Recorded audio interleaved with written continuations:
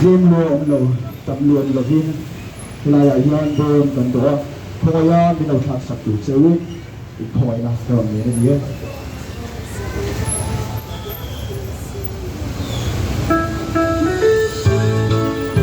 tôi đã học thôi không phải là đến nhiều mà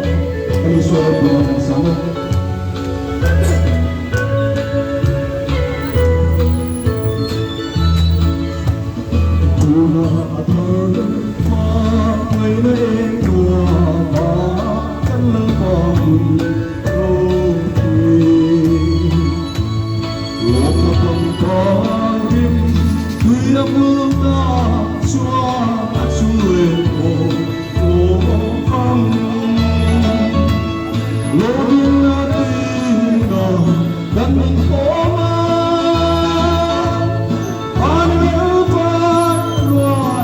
subscribe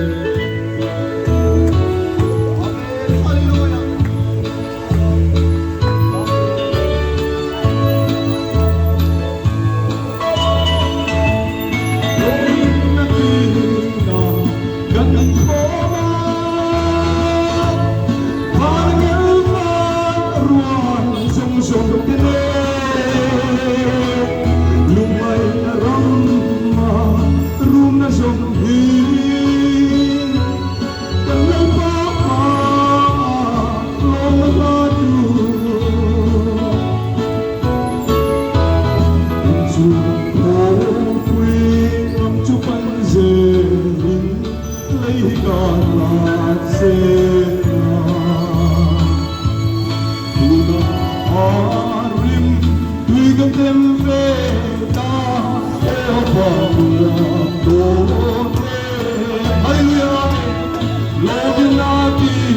video